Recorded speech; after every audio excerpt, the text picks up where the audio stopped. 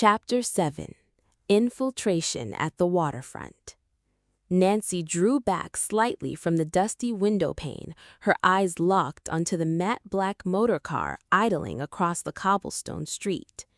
"He's tracked us here," she whispered to Constance, who joined her by the glass, her face paling at the sight of the vehicle.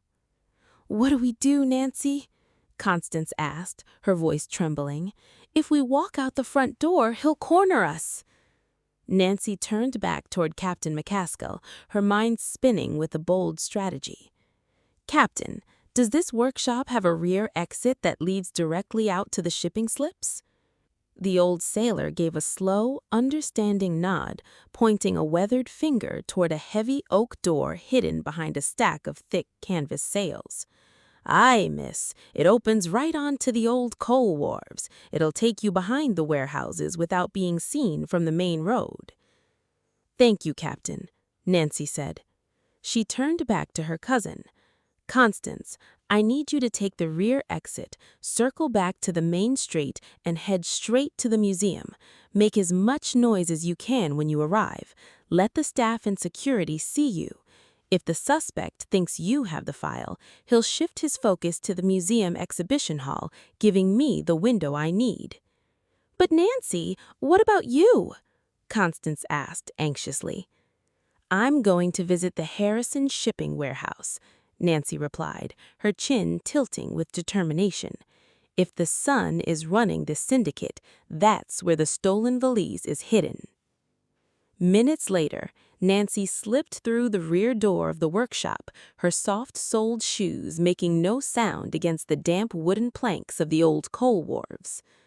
The salt-heavy air was thick, swallowing the sights and sounds of the active harbor. She navigated the maze of rusty iron cranes and stacked timber until she reached the looming silhouette of the derelict Harrison warehouse. The building was a cavernous, decaying structure of dark wood and corrugated iron.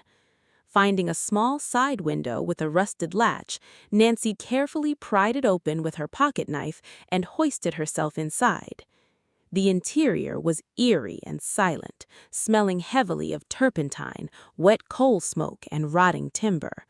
Skeletal shadows of old shipping crates stretched across the concrete floor.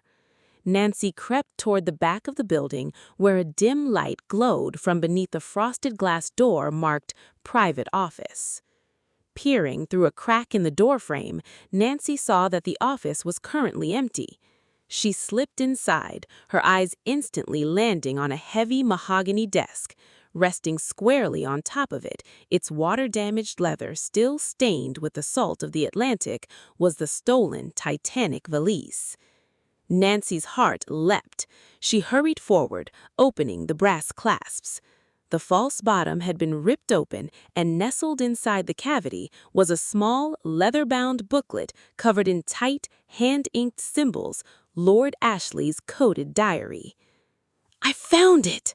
Nancy whispered, reaching for the booklet. But before her fingers could close around the cover, a heavy shadow fell across the frosted glass of the door. A split second later, the thick iron door was violently slammed shut from the outside. A loud metallic clack echoed through the cavernous room as a heavy padlock clicked into place, plunging Nancy into absolute darkness.